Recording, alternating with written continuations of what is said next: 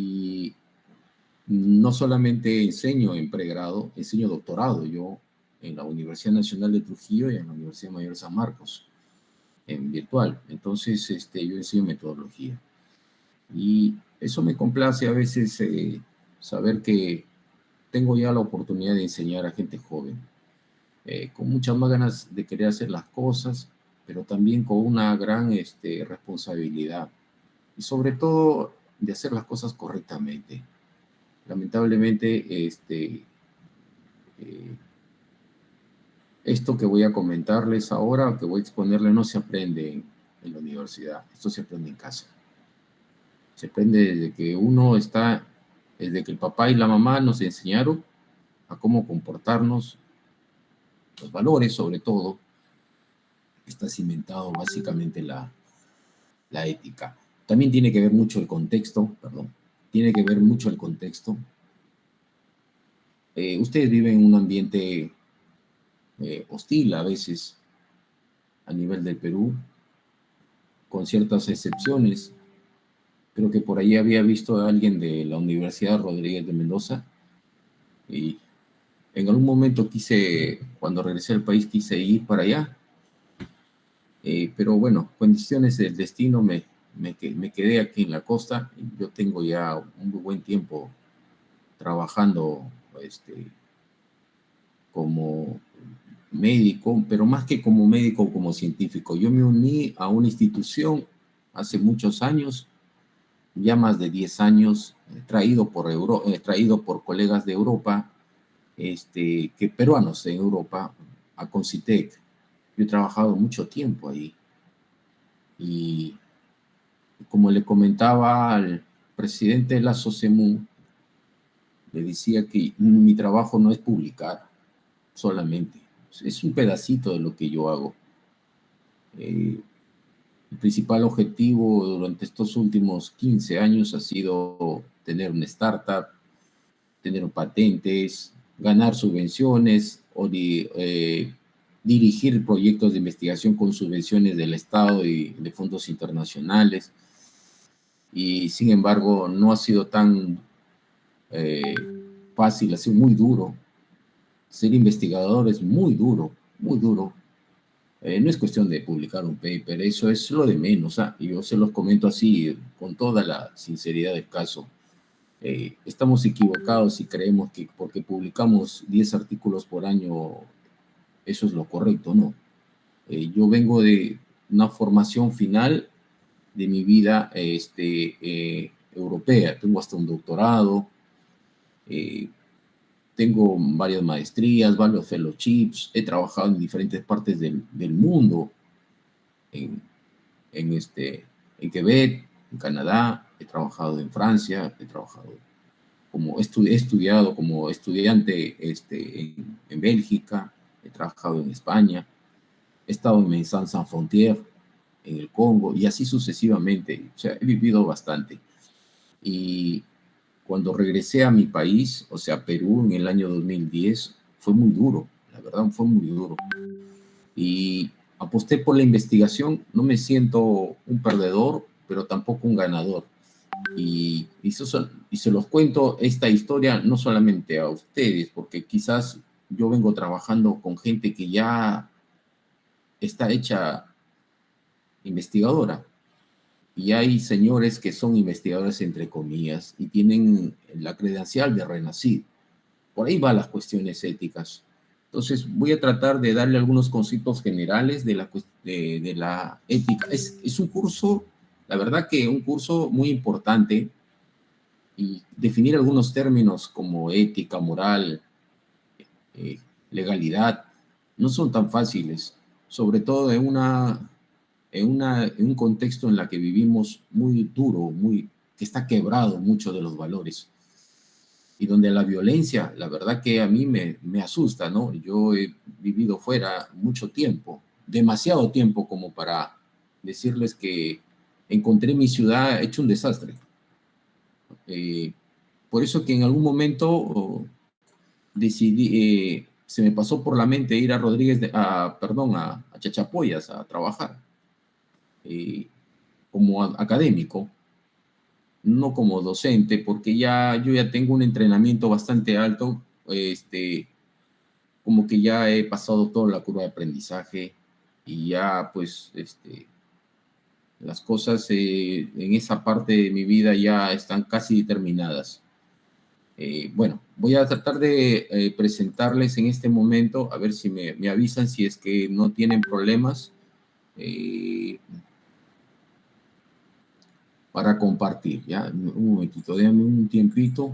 No estoy acostumbrado al Meet.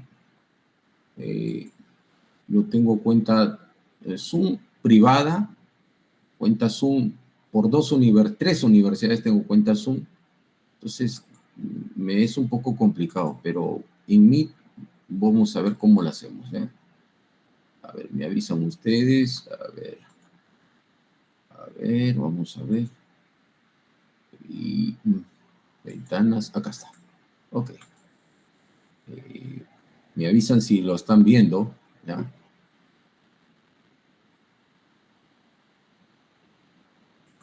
Sí lo están viendo, ¿no? Perfecto. Entonces, vamos a comenzar definiendo algunos términos. No es tan fácil definir. Esto es un poco de filosofía, les comento. Y a veces, para la edad corta que ustedes tienen, definir cosas filosóficas es muy complicado. Hay que hacer un doctorado y muchos de los que hacemos y que los que hacen aquí en Perú doctorados son doctorados en donde el punto de vista filosófico casi no se toca. Estamos como casi parcializados en esa parte. Y yo le doy gracias a Dios que llevé un doctorado acá cuando se me enseñó estas cosas que la verdad que en Europa ya no se enseña mucho, les comento. ¿Por qué? Porque la gente sabe cuál es la conducta correcta en investigación. La tienen clarísimo. A pesar de eso, en todo lugar se cocen habas. ¿Ok? Pero ese problema es del 5% y el 95% las cosas se hacen correctamente. Y aquí es a veces al revés. Entonces, voy a tratar de definir algunos términos de manera simple. Ok, ahora sí comenzamos con el problema acá. A ver, vamos a ver. Se me congeló la pantalla, no sé qué está pasando. A ver. No. A ver. Voy a iniciar nuevamente ya. No sé qué pasa. Hay que compartir, ya está. Se congela esto. Ah, ya. Sí, está lento el sistema. Voy a apagar mi cámara un ratito para que, probablemente es por la cantidad de gente que hay. Aquí también el internet baja en estos momentos, a pesar que tengo un buen internet en casa. Yo vivo cerca de la ciudad, al centro de la ciudad. Pero tenemos problemas. A ver, wow, se bloqueó. Ok, mientras continuamos, esperamos aquí. Les comento que hay tres componentes principales que hay que definir esto. Uno que es ética, otro que es moral y otro que es legal. Porque quizás no aprendemos lo último, porque decimos, bueno, lo legal es para los abogados. No, hay que conocerlo muy bien, porque en eso estamos involucrados ahora los investigadores. Hay gente que no ha ido a la cárcel, que debería estar en la cárcel siendo investigadores. Y yo les voy a presentar ya un caso. Vamos a ver otra vez. A ver. Ok. Me avisan si es que lo pueden, si es que no sé qué está pasando acá.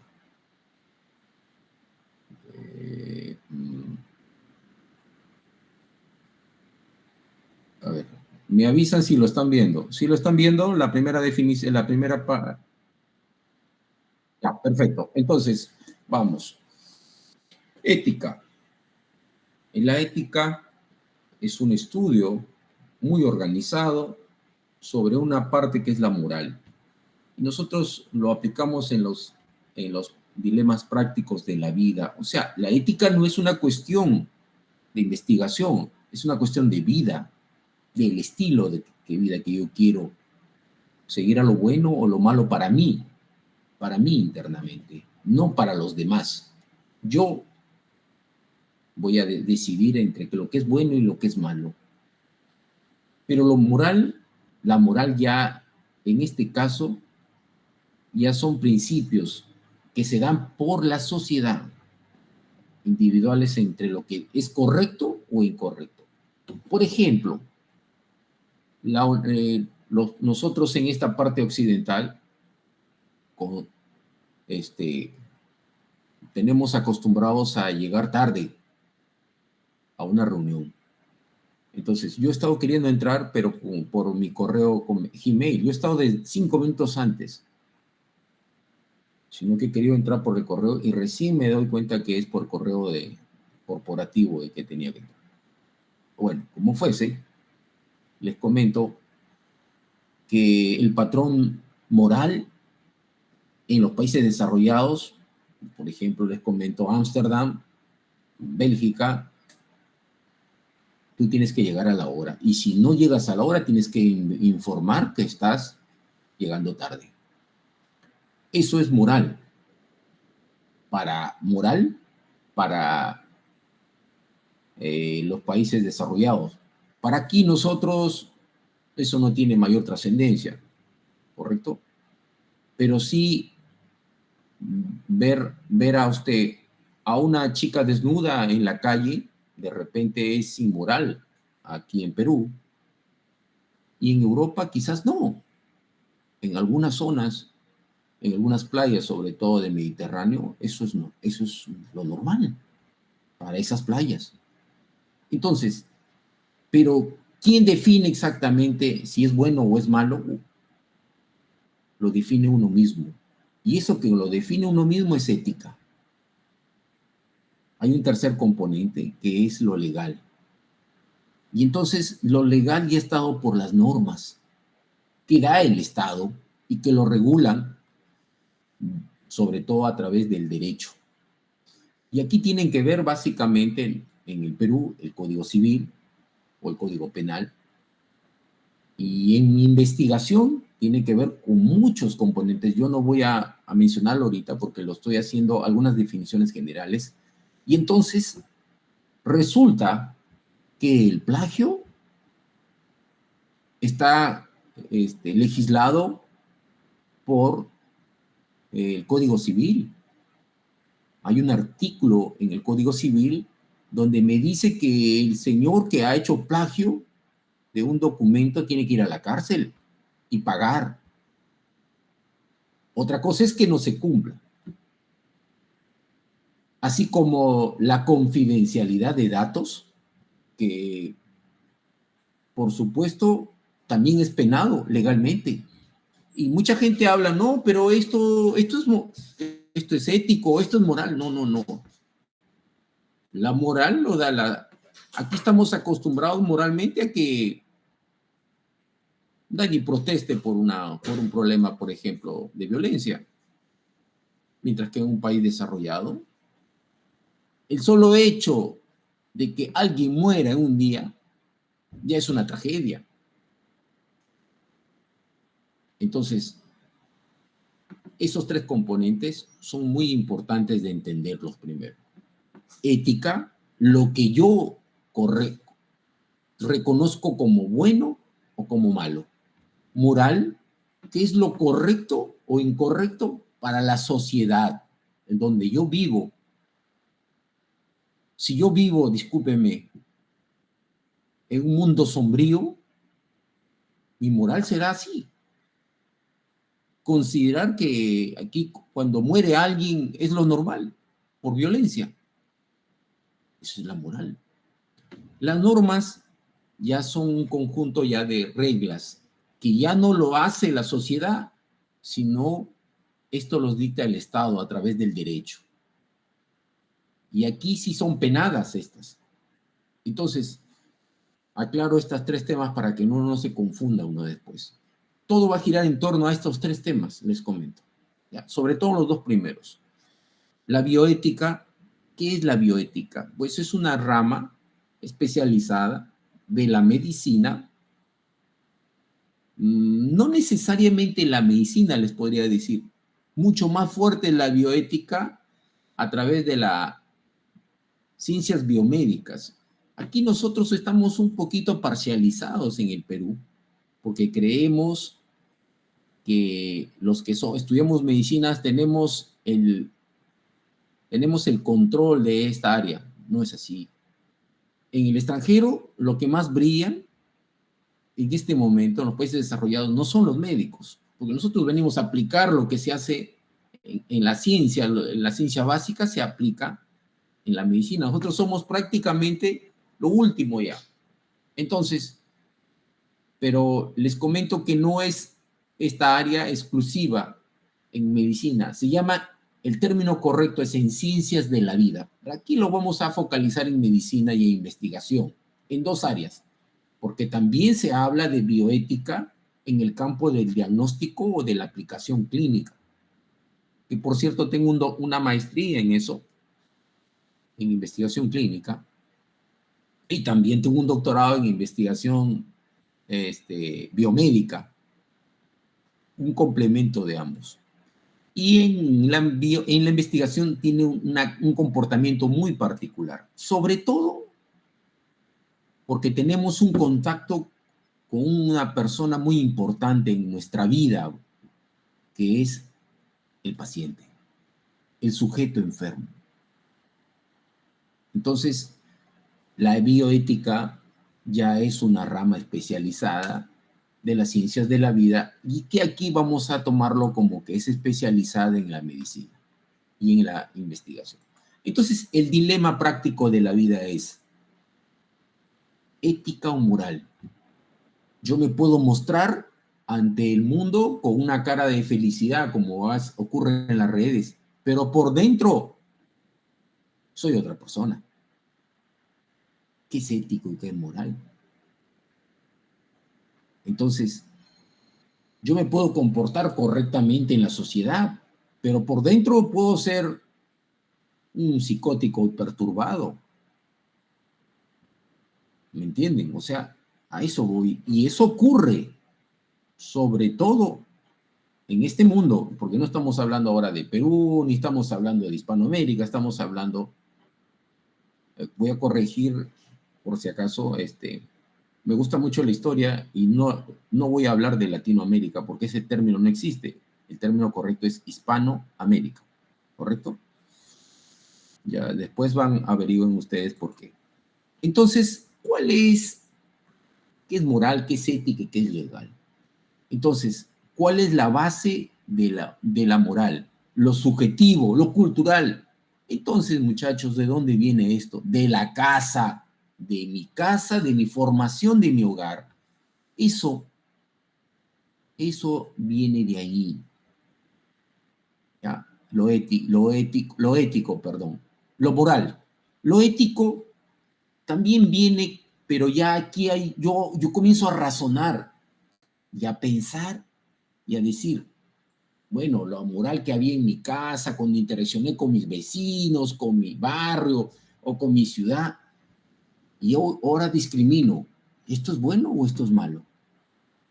Porque si yo veo que la gente no hace nada, a pesar de que la gente muere en la costa peruana, en la costa norte, muere por extorsión, entonces, ¿qué está pasando, no?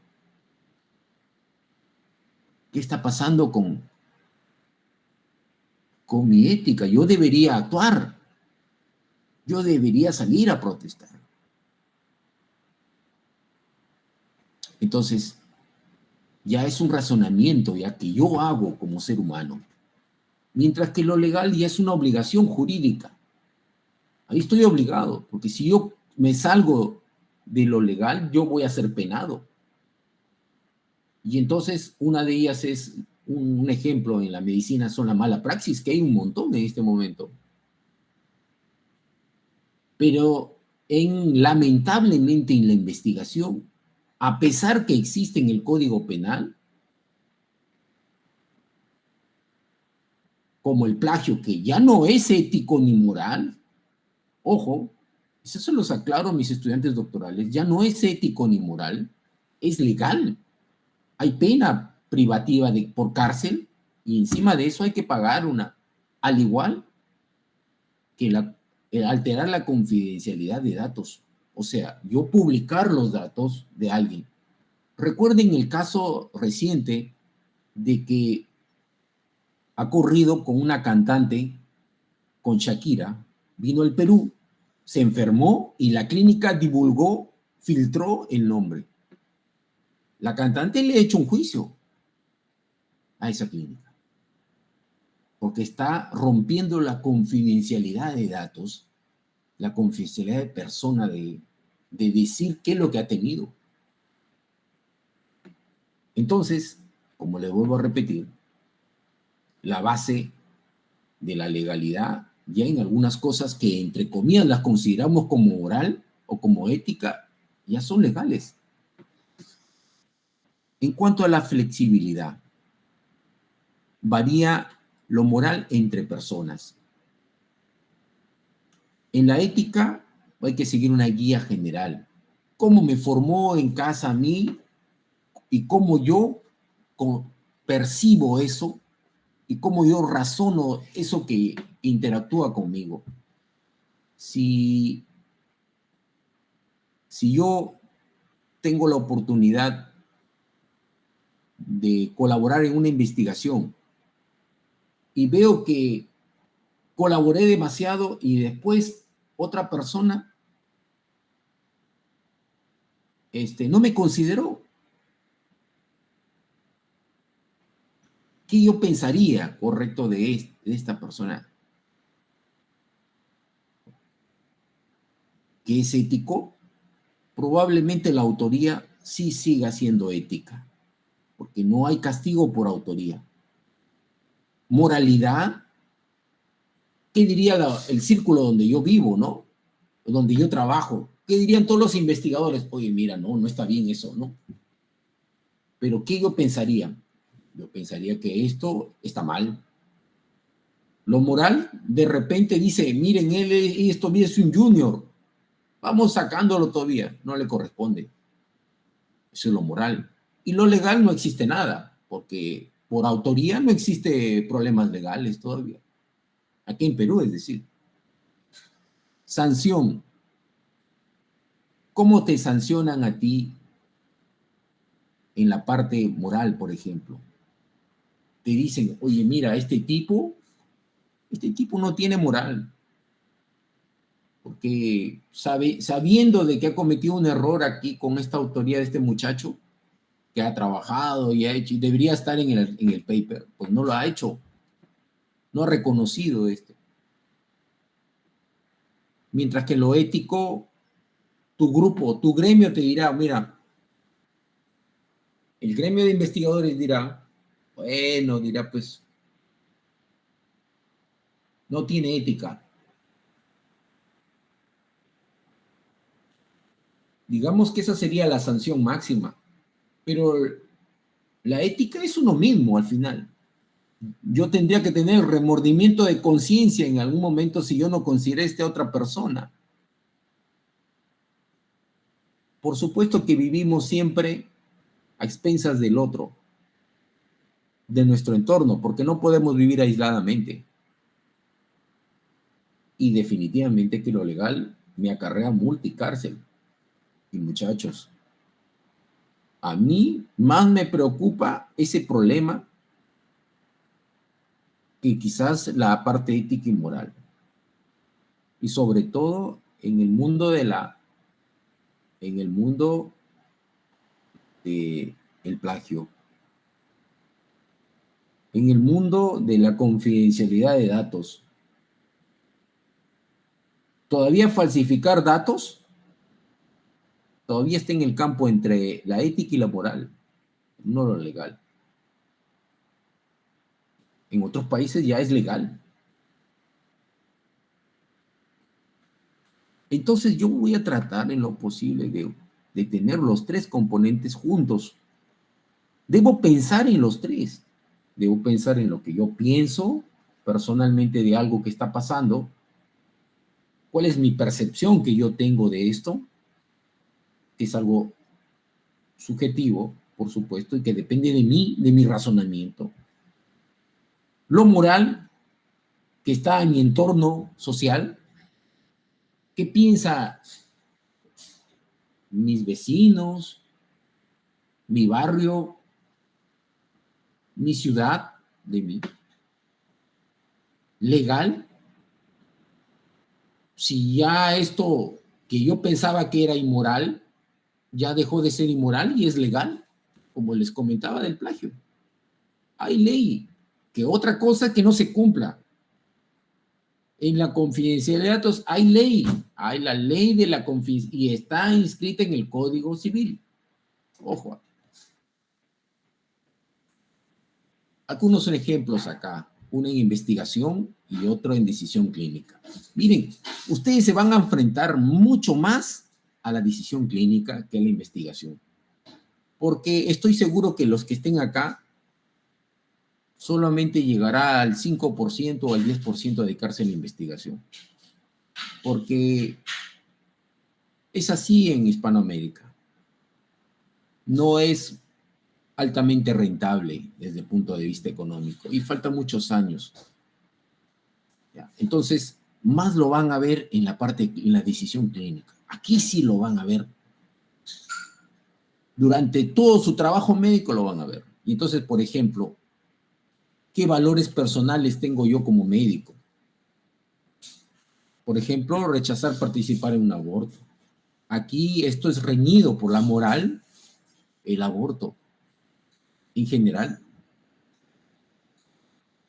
Pero en la parte ética, yo tengo que respetar al ser humano, aunque contradiga la moral. Para mí puede ser inmoral acá, pero para Ámsterdam, para Checoslovaquia o para otros países, no tiene problemas morales. Es un problema solamente ético, legal, que hay que cumplir los protocolos establecidos. Bueno, el aborto también es sancionado. Y esto es lo que más van a ver ustedes en la práctica, las decisiones en la práctica clínica. Esto es el pan de cada día en los hospitales, porque hay pacientes tan complejos que llegan en circunstancias tan complejas que terminan muriendo. De ahí las noticias. Se murió el niño en sala de operaciones.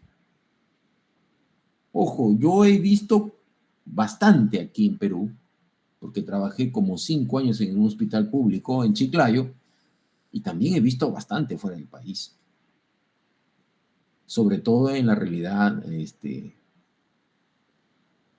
española. Y en la española, el aborto está permitido en España, les comento. Es un problema netamente ético, no hay problema de ilegalidad, sigue siendo un dilema ético nada más, ¿correcto? Pero cambia, han visto que cambia.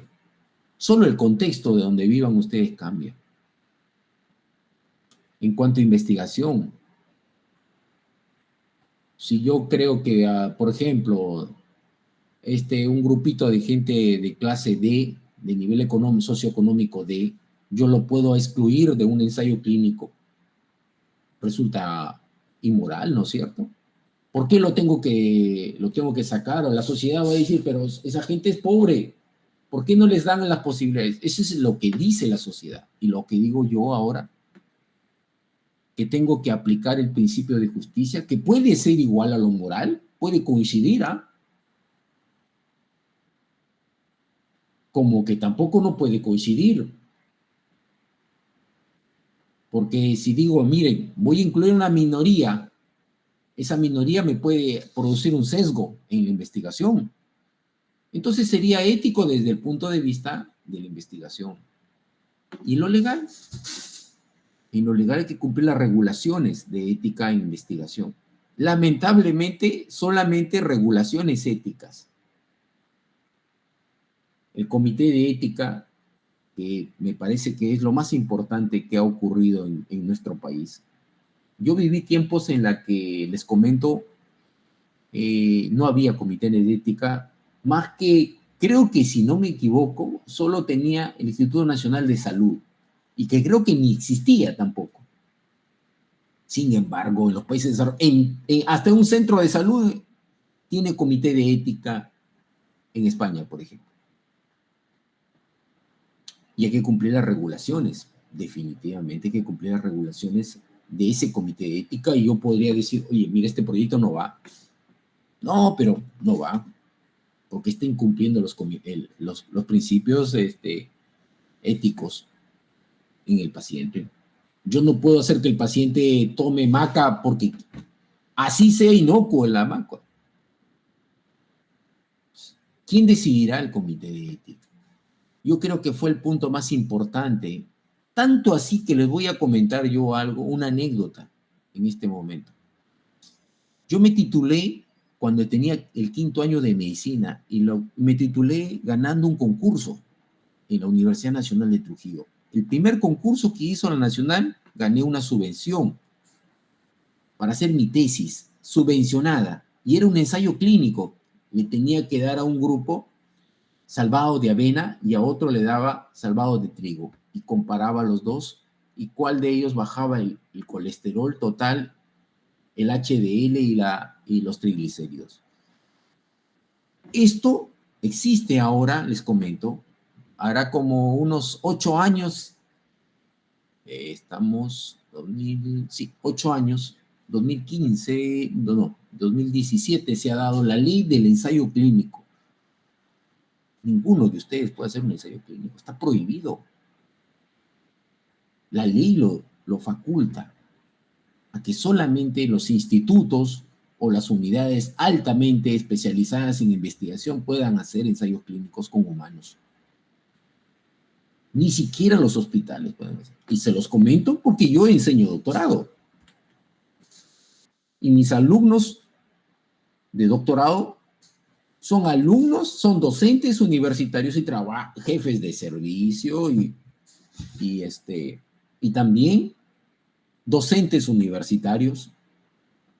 Y les dejo claro, porque en ese momento ellos presentan, yo les enseño proyectos de investigación 1 y 2, y nosotros preparamos su proyecto de tesis doctoral, y les decimos que las cosas deben ser bien claras, que ustedes no están capacitados para hacer un ensayo clínico, porque ustedes tendrían que trabajar con una unidad de investigación reconocida, en un instituto de investigación reconocido, que sea avalado. Y todo eso está reglamentado, muchachos, por una ley, la ley del ensayo clínico, publicado en el Peruano en el año 2017. O sea, no hay ni siquiera como para ponerle en tela de juicio. Y yo me preguntaba, ¿cómo hice yo mi tesis siendo estudiante de medicina en humanos? Por más hierbita que sea, por más producto inocuo que sea. Porque el que sea un producto natural no implica que no deje de tener problemas a efectos adversos.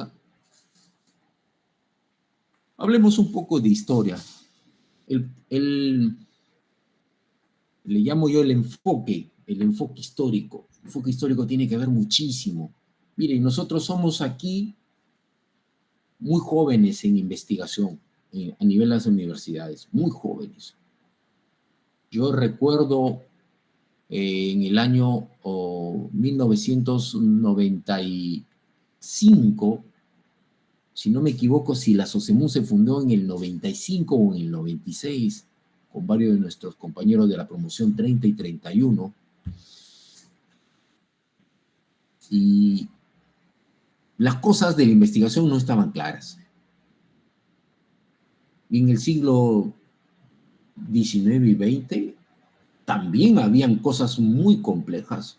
Estábamos todavía, la investigación se estaba regulando todavía, estaba comenzando a regularse. Y se hacían monstruosidades, así como le escuchan, con estas palabras, monstruosidades. Era una época de la premoderna en donde se hacían experimentos con mujeres negras esclavas para desarrollar técnicas ginecológicas en los Estados Unidos. El mismo Claude Bernard dice, nunca realizar en un ser humano un experimento que solo podría ser perjudicial. O sea, a veces yo creo que a veces nos pasamos nosotros aquí en Perú de la raya y creemos que podemos hacer estas cosas. Yo creo que es más por desconocimiento, pero otra también es porque somos un poco avesados nosotros. No tenemos una regulación adecuada y el Estado, me disculparán, como vamos a ver en un caso al final de esta presentación, simplemente se mantiene indiferente a esto. En el siglo XX ya había con la Segunda Guerra Mundial todo un problema monstruoso. Los experimentos que se hicieron con los judíos, los nazis. Y aquí apareció un código, justamente en un juicio en Nuremberg, que por cierto conozco la ciudad, se dio en el año 47. Este fue, a mi parecer, el primer avance que se dio en el mundo de la investigación. Ya algo había, algo claro lo teníamos. Por el año 1932 hasta el 47 se hizo un estudio. Tuskegee, que así se pronuncia, en Estados Unidos se hizo un estudio también en poblaciones negras. Lamentablemente, la población afroamericana fue conejillo de indias. Y esto terminó en un informe, el informe de Bellman. Y aquí vienen otros avances, sobre todo cuando se va a utilizar tejidos humanos, en el caso de Henrietta Lacks en el 51. O sea, estamos hablando de algunas cosas todavía que están evolucionando. Miren cuándo comienzan las cosas ya a ponerse claras. En el 64, por la declaración de Helsinki, la Asociación Mundial, Médica Mundial, ya comenzó a hablar de consentimiento informado, de evaluación ética independiente, de revisar periódicamente investigación, sobre todo en países en desarrollo. Si ustedes se imaginan los conejillos de India de la mayoría de productos farmacológicos en el mundo, es Latinoamérica, perdón, Hispanoamérica y África. Asia también, algunos países de Asia también son. Y la pregunta es, ¿por qué no lo hacen eso en Alemania? ¿Por qué no hacen eso mismo en los países escandinavos? ¿Por qué no hace eso mismo Estados Unidos? ¿Por qué Japón no hace lo mismo en su país? O Corea o China. Bueno, China sí, es una excepción a la regla. Y aquí está el informe de Bellman del 79, en la que ya comienza a haber regulación, sobre todo en Estados Unidos, con todo este problema con esta gente, con estos afroamericanos, porque hasta ahora sigue habiendo discriminación. Ustedes lo saben mejor que yo. Hasta ahora sigue habiendo ese problema. Ya en Europa, el punto más trascendental, porque si bien los americanos cometieron un gran problema, todavía no se ponían de acuerdo toda la comunidad europea. Y aquí ya para el 97, ya no como país, sino como una confederación, porque así es la Comunidad Europea ahora, todavía, se hizo el Convenio de Oviedo en España. Entonces, aquí fue un tratado entre todos los países de la Comunidad Europea para proteger los derechos humanos, sobre todo en una área que, me disculparán, pero aquí en el Perú estamos en pañales. Yo es el área en la que yo estoy involucrada, se llama biomedicina. Y es un tema que ustedes quizás no lo estén investigando, no se investigue. Yo he investigado 10 años imágenes térmicas en heridas de pie diabéticos, he hecho un montón de cosas en ese tema y eso es biomedicina, porque tiene su sustento en la biofísica. Entonces, esos temas, que son poco de lo que se hacen en el Perú, hay, pero no es lo común. En medicina lo que más hacemos es salud pública, medicina clínica, pero no biomedicina en general. Entonces, ya en el 97 se ponen de acuerdo en la Comunidad Europea. Miren, estamos hablando del año 2000 casi, por el promedio. O sea, estamos hablando que las cosas lo tienen bastante clara ya en investigación. ¿Cuántos años? Pues unos 25 años, ¿no? O sea, no es mucho, ¿no? No es lo que uno se imagina. Imagínense aquí en el Perú, ¿no?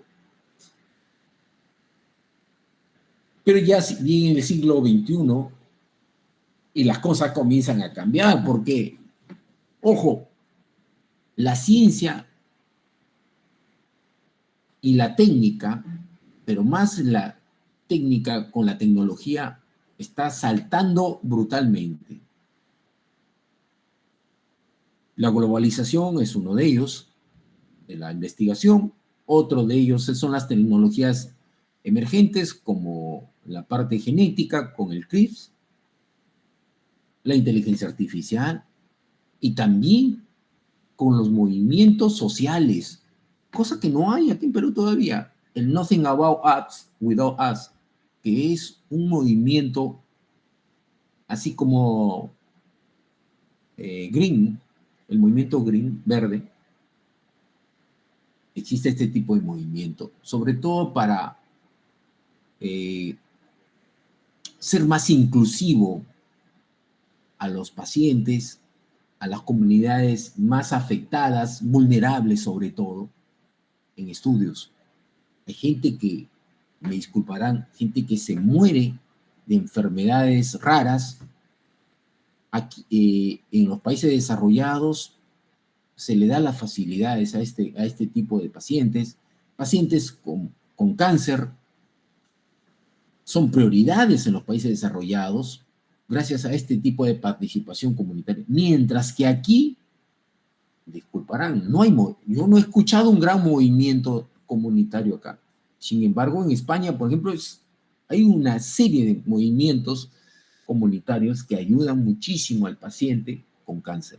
Rara vez un paciente de cáncer muere porque no tuvo inclusión en estudios experimentales, básicamente para mejorar su sobrevida. Cosa que aquí va y simplemente muere, porque no hay nada que hacer. Es una realidad a veces dura, muy dura. Hablamos con todo esto, con toda esta cimentación, han venido ya evolucionando no, digamos, agregándose más principios. Al comienzo se hablaban de 4 principios, de la igualdad, del beneficio y la no maleficencia, del consentimiento informado, de la dignidad, de la autonomía, y se han ido agregando cada vez más. Ahora hablamos de 20 y tantos. Pero la pregunta ¿es importante saberlos? Sí, yo creo que todo se basa en casi 4 principios. Yo aquí menciono algunos. Uno de ellos es la justicia, otro de ellos es la beneficencia y la no maleficencia. El otro es la dignidad, que creo, y un cuarto que es la autonomía. Estos 4 son los que desde la década de los 60, con la declaración de Helsinki, se han ido cimentando cada vez más y se han ido agregando más cosas. Y lamentablemente los humanos somos así. Nos gusta hablar mucho, pero poco hacer. Estoy hablando de humanos, no estamos hablando de países, ni estamos hablando de quién más desarrollado, no, estamos hablando de humanos. Entonces, hablamos de algún término muy interesante que lo vamos a mencionar acá y que está poniéndose de moda en el Perú. De moda, porque de integridad científica casi no hay nada. Porque queda como un tema básicamente de moda. Se habla muchísimo de eso, pero la cuestión es, si se cumple esto, cumplimos quienes hablamos de esto, eso es lo difícil. Y muchachos, para que uno entienda eso, uno tiene que vivir en otro país y experimentar lo que hacen ellos en su realidad. Aquí no podemos, aquí podemos romper allá no se puede, es casi imposible romper las reglas, sobre todo en investigación, porque cada uno tiene su labor y este tipo de gente nos lleva pues 20 a 30 años en investigación. ¿Cómo yo voy a esperar que voy a ser íntegro científicamente si publico 20 artículos en un año? Si yo le comento a cualquier investigador científico en Europa o en Estados Unidos si puede hacer eso, me diría que eso es incorrecto. Me diría que eso no tiene ningún asidero ético, es inmoral, inclusive me diré. Sin embargo, aquí en el Perú existe gente que publica 20 artículos y de todo, porque saben de todo publicar. Y la pregunta es, ¿cómo se puede hacer eso? Y detrás de eso siempre hay algo. Hay un dicho que dice, piensa mal y acertarás, sobre todo en Perú. Puntos claves para ustedes. ¿Qué es ético? ¿Qué es legal? Lo legal a veces no es ético. En su tiempo, porque hay que ver en el tiempo, los experimentos nazis eran legales bajo su régimen. Aquí mismo, mi generación, para nosotros era, para el ejército del Perú, matar a un terrorista era legal. Pero por supuesto eso no es ético, ¿no es cierto? Sin embargo, lo ético puede ir más allá, trasciende fronteras, trasciende inclusive las barreras regionales. Por eso que cuando hablamos de ética hablamos de filosofía, porque va más allá de todo.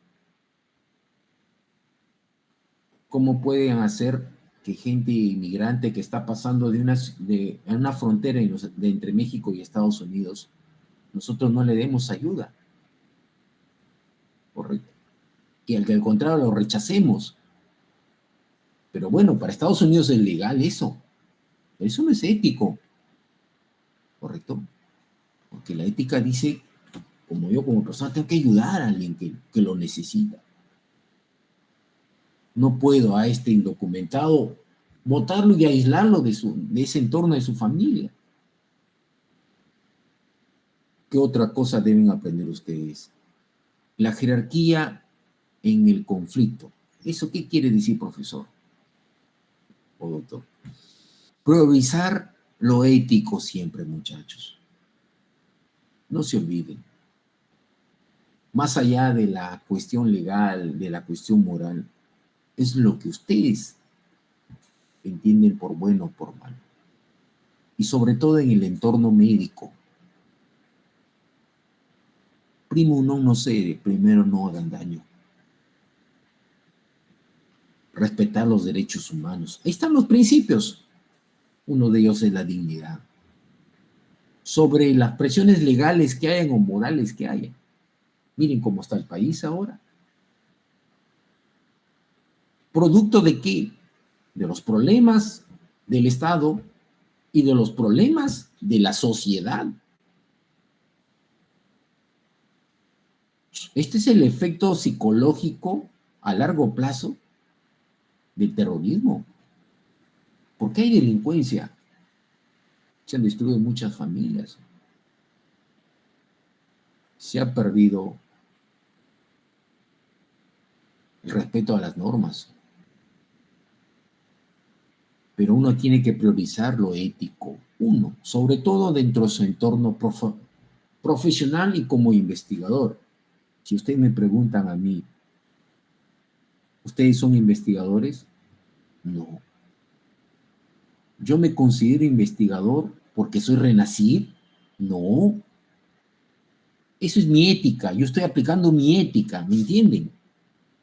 Yo llevo trabajando en investigación más de 10 años y más de 5 en el extranjero. Y me es tan fácil trabajar como investigador en el extranjero, tan fácil y tan complicado en este país. Y como yo le decía a un muchacho joven, que era Renací, que publicaba 8 artículos por año, y yo le decía, ¿cuántos proyectos de investigaciones has dirigido? ¿Cuántas patentes tienes? ¿Sabe cuánto demora una patente en ser aprobada? Más o menos entre 5 a 7 años, una patente.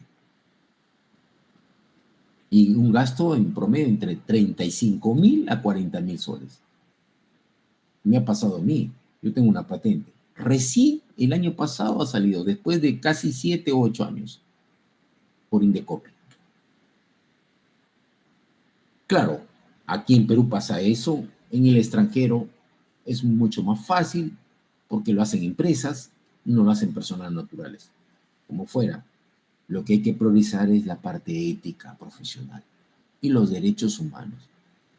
¿Qué herramientas hay? Hay muchas herramientas. Ya lo hemos mencionado, la declaratoria de Helsinki, una de ellas, el informe de Belmont, otra, el convenio de Oviedo, otra. Pero no nos vayamos muy lejos, ¿no? Aquí nomás, el comité de ética de mi hospital o de mi universidad, porque ya tienen, todas las universidades tienen comité de ética. Yo recuerdo que ni siquiera la investigación era como curso formal. Lo llevamos en el último año. Y ahora me sorprende que haya el comité de ética en la universidad, en la escuela del posgrado. Yo enseño posgrado en la Nacional hace más de 5 años, en la Nacional de Trujillo. Y bueno, hay comité de ética, ¿no? No es altamente especializado, pero es un comité de ética. Los hospitales tienen comité. Entonces, vayamos ahí, utilizamos esa herramienta del comité de ética. No nos vayamos muy, muy allá, o sea, no vayamos pensando en la declaración de Helsinki. Yo presento mi proyecto para mi tesis, comencemos ahí. Entonces tiene que pasar un comité de ética de mi universidad y luego un comité de ética de mi hospital. Y yo entiendo muchas veces que el comité de ética del hospital se la ponga difícil a ustedes. Se la ponga difícil. Y entonces uno se pone a preguntar, ¿y es tan fácil investigar en medicina sobre todo? No es tan fácil. ¿Qué pasa? Que hace años hemos roto todas las reglas. Si queremos llevar una investigación desde el punto de vista ético correctamente, y lo que vamos a tocar, lo que en estos momentos que suena muy bonito y hermoso, y es a lo que aspiramos en cualquier momento nosotros, se llama integridad científica. Si llegamos a eso en algún momento, porque esto es mucho más platónico, esto es lírico, esto parece poesía cuando hablamos de integridad científica, que en papeles está muy bien escrito. Entonces, vamos a hablar justamente de integridad científica. Y yo les había comentado a ustedes en estos momentos sobre los principios éticos en investigación. Como que ya la tenemos un poquito clara. Pero hay un término intermedio entre ambos. ¿Y cómo se llama? Yo en mis tiempos, cuando llegué al Perú, nosotros propusimos esto. Imagínense, yo fui uno de los que llegó al CONCITEC y comenzamos a buscar quién podría dictar el curso de conducta responsable en investigación que se hacía en Estados Unidos. En Europa no se hacía eso, se hacía un curso que se llamaba integridad científica, que es lo que se aspira, pero era muy parecido. Entonces, eh, nosotros eh,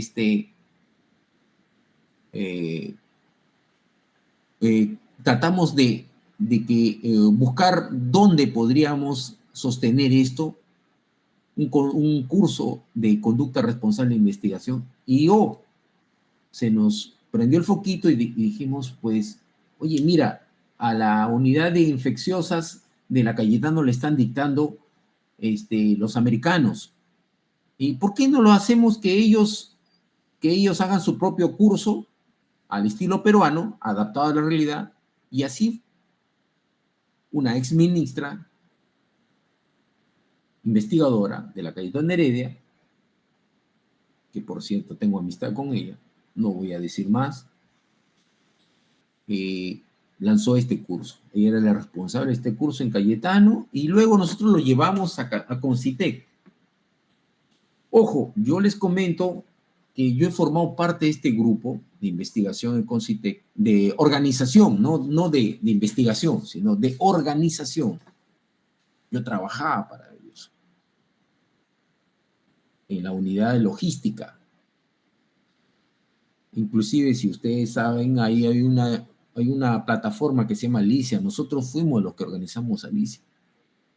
Y una serie de cosas. Entonces, se pusieron de acuerdo todos, me acuerdo que votamos porque este curso se haga. Y este curso era un curso muy interesante porque se dictaba virtualmente, tenía preguntas, lo había organizado la doctora en Cayetano Heredia de manera muy didáctica, y consideramos que todos los investigadores, cuando se hagan Regina, porque así se llamaba antes de Renacir, Regina, tenían que opcionalmente pasar este curso. Luego ya lo hicieron obligatorio, este curso se pase, y luego ya cambiaron a otros nombres, ya dijeron que se quede. Y cuando pasó lo que tuvo que pasar, sobre todo en el Vacunagate, que eso es el tema que vamos a abordar como ejemplo, esto cayó. Y dijeron, no, pero puede servir, pero vamos mejor a hablar de integridad científica.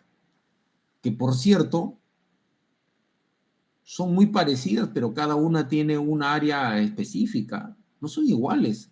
Y no, una no supera a la otra. Son complementarias. Son muy complementarias. Se supone que en los países desarrollados ya la conducta responsable de investigación ya se superó. Y la pregunta es, en el Perú, ¿por qué queremos pasarnos a integridad si todavía no hemos cumplido los requisitos de la conducta responsable? Aquí estaba el plagio, la autoría, la mentoría, los conflictos de intereses. Y era muy interesante lo que se abordaba acá, pero en teoría, muchachos. Y discúlpenme, la teoría es una cosa y la práctica es otra. Yo soy quirúrgico, soy cirujano, o sea, hago mucha cirugía. Una cosa es el papelito y otra cosa es la realidad, pues la realidad es muy dura, sobre todo en nuestro medio, es muy dura. Y si tú no estás preparado o no eres hábil, mejor deja pasarlo, porque puedes meterte en grandes problemas. Vamos a hablar sobre la conducta responsable en investigación, que es un conjunto de prácticas éticas, ahí está la ética, normas, que están dirigidas básicamente al proceso de la investigación. O sea, esto es exclusivo de la investigación, desde su diseño hasta su publicación en un proceso.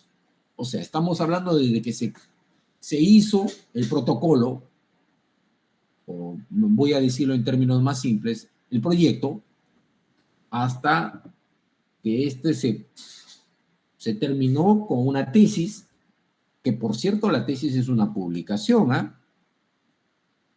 Mi trabajo es sacar tesis en otra universidad. Ese es mi trabajo de hace 5 años, ¿ah? Y algunas me avergüenza porque lamentablemente el sistema es así, y en otras me siento orgulloso. O también un artículo. Pero no necesariamente en artículos también. Puede ser en patentes, modelos de utilidad, en un libro de investigación, un libro científico.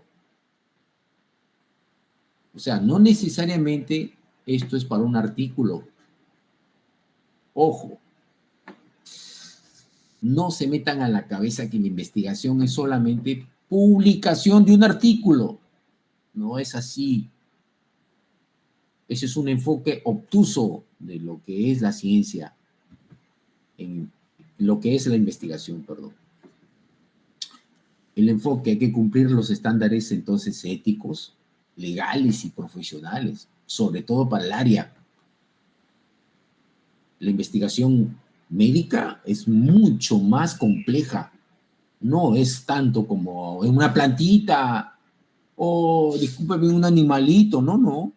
En humano es súper complejo, porque el humano tiene derechos humanos, tiene la dignidad y todos esos principios esos principios son, que los hemos mencionado hace unos minutos, son fundamentales. Entonces hay que cumplir todos esos estándares, no solamente los estándares éticos, sino hasta legales. Por ejemplo, el plagio, que es legal, regido por las leyes, profesional en el ámbito en la que nos desarrollamos como médicos o como la parte biomédica. No es lo mismo, yo les decía, hacer una investigación de un físico en una área dura de la física, que hacer una investigación en recién nacidos o en gestantes. Es brutal la diferencia.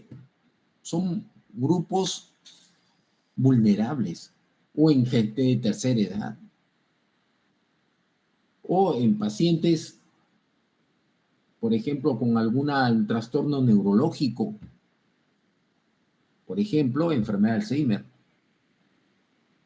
Hace poco yo soy evaluador, les comento, de proyectos de investigación en 3 universidades. San Marcos es una de ellas, Villarreal es otra, y Concitec es otra, para proyectos. Y evaluamos un proyecto acerca de Alzheimer. Y no tenía ni siquiera el permiso del comité de ética para poder evaluar a los pacientes por consultorio externo, a pacientes con Alzheimer. O sea, ¿dónde está la parte ética? Es una población altamente vulnerable y aquí los estándares se tienen que ser estrictos. Una de ellas es el consentimiento informado. Aquí está como ejemplo obtener el consentimiento informado. Gestionar los conflictos de intereses. Yo soy el médico y también soy el investigador, y viene un laboratorio y me dice: doctor, ¿sabe qué? Le vamos a dar un viaje a Cancún a toda su familia si usted pues nos ayuda para que este producto que estamos aquí diga que es mejor. Les cuento una anécdota. Mi maestro en Europa, el profesor Thibault Lemeries, mitad francés y mitad holandés, me dijo, bueno, los europeos no los pasan a los americanos, los consideran brutos, ¿eh? Ojo. Y sobre todo los holandeses y los belgas los consideran brutos a los americanos, al igual que los alemanes. Y decían, me dice Dante, mira, ha llegado el dueño de del laboratorio, me dice, este producto estamos utilizándolo acá. Y la verdad que no vale este producto, no puse nada. Esta crema para que se pegue más el hueso. Y me ha ofrecido un bote, a cambio de que yo por lo menos en un estudio le dé un poquito más de significancia en el resultado. Y se rió. Me dijo, ellos creen que con su plata pueden hacer todo. Miren, estamos hablando de Europa. Estamos hablando de Europa.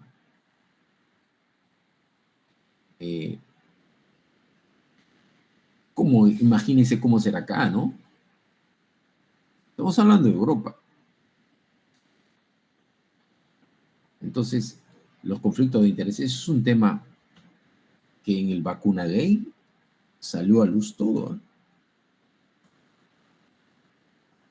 ¿Y qué es integridad científica? Integridad es el compromiso con la honestidad, precisión y objetividad en la generación, análisis y comunicación de los resultados.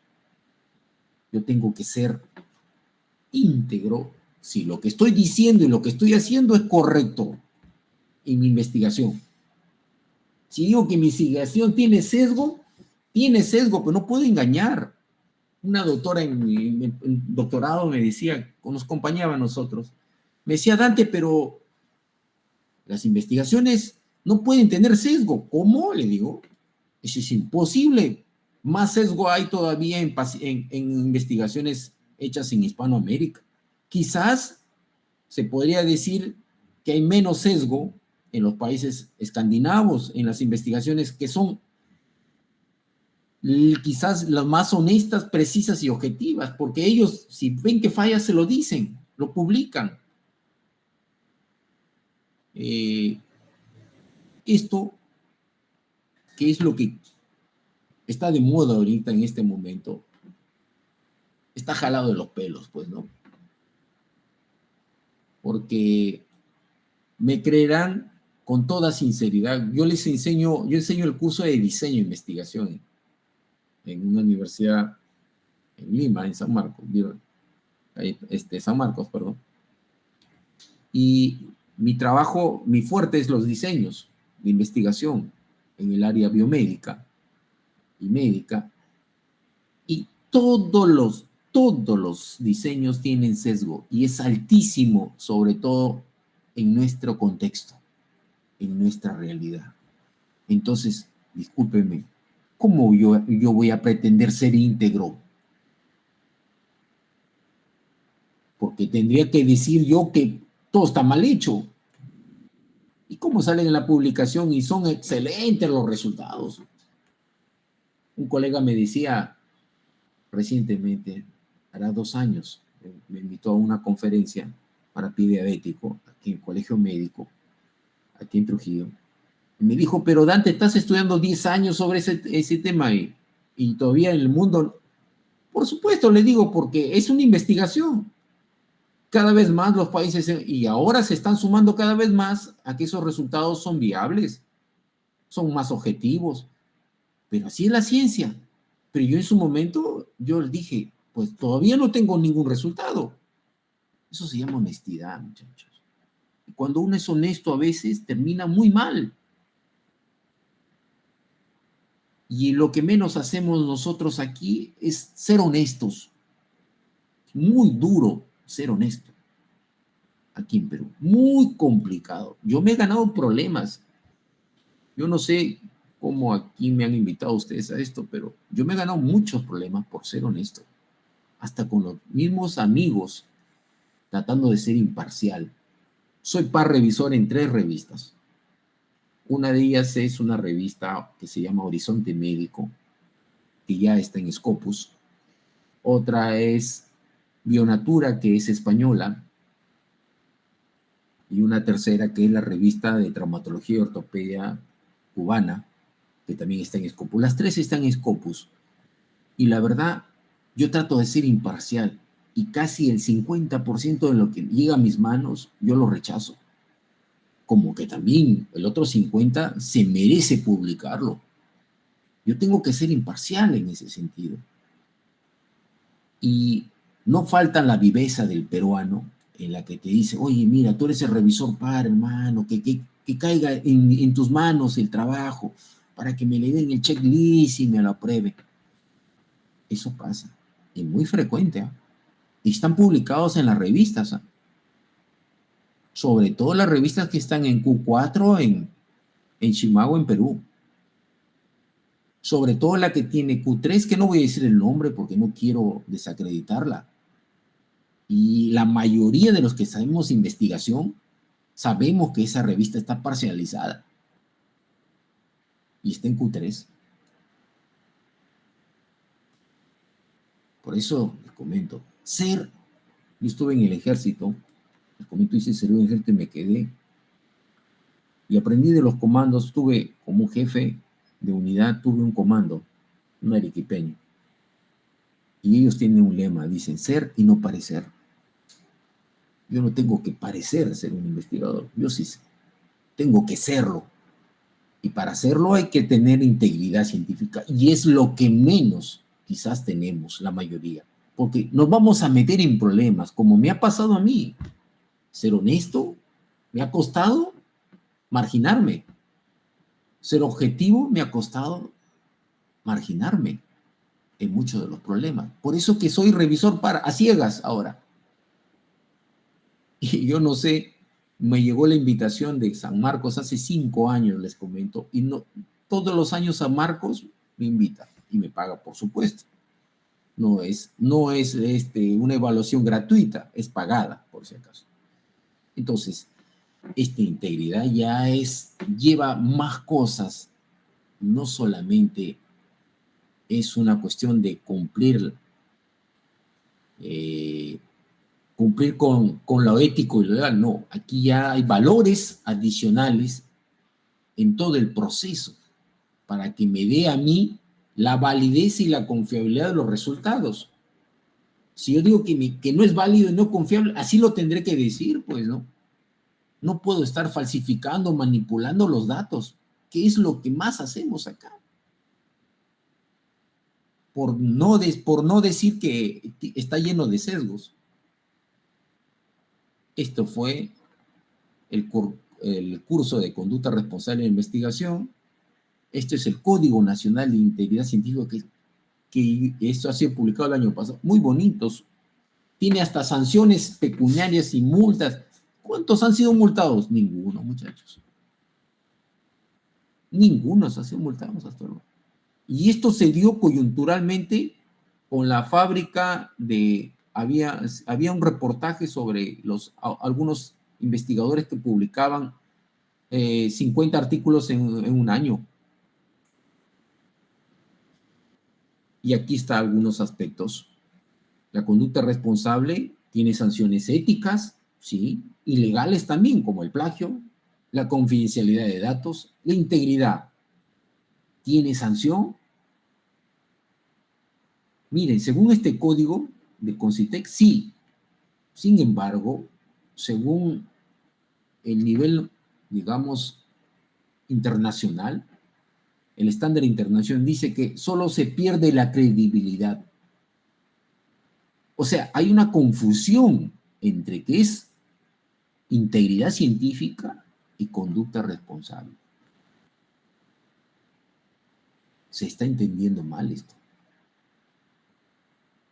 Yo espero que ustedes lo entiendan. Y aquí es la clave de esto, cuando dicen el objetivo y el ámbito. El objetivo es cumplir las normas éticas y sociales para garantizar la verdad y el rigor científico, es en el otro caso.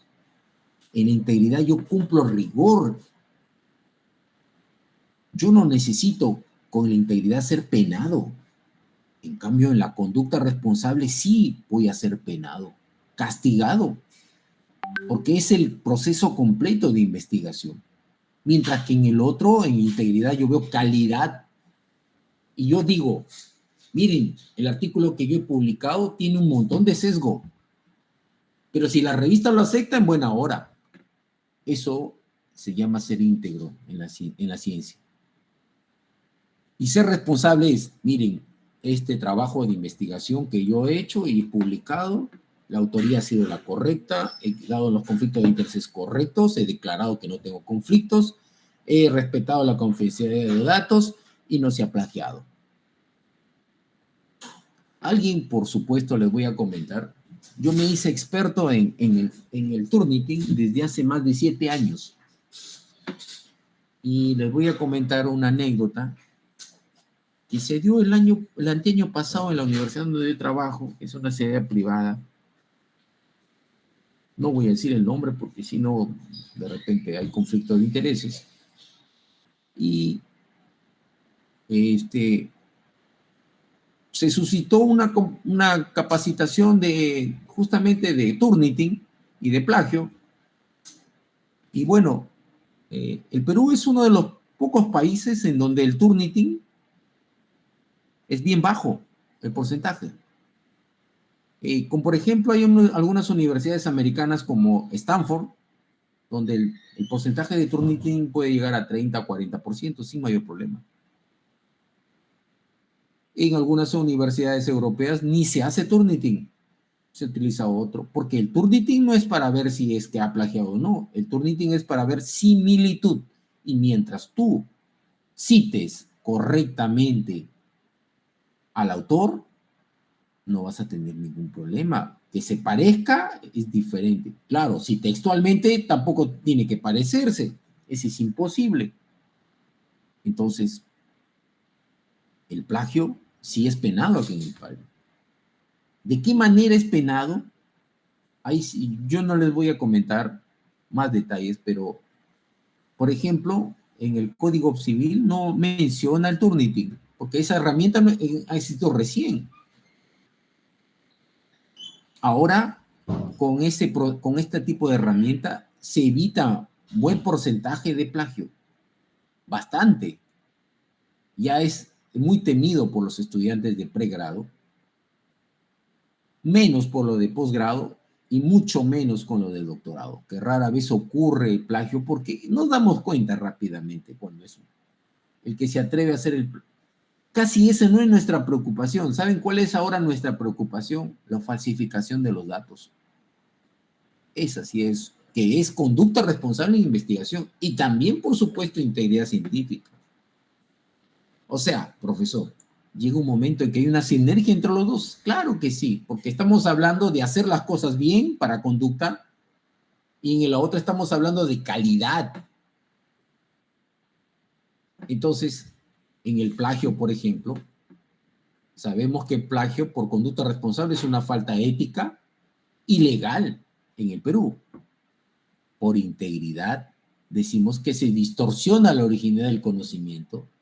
Estamos de acuerdo entonces que sí, los dos aceptan como algo que no está bien.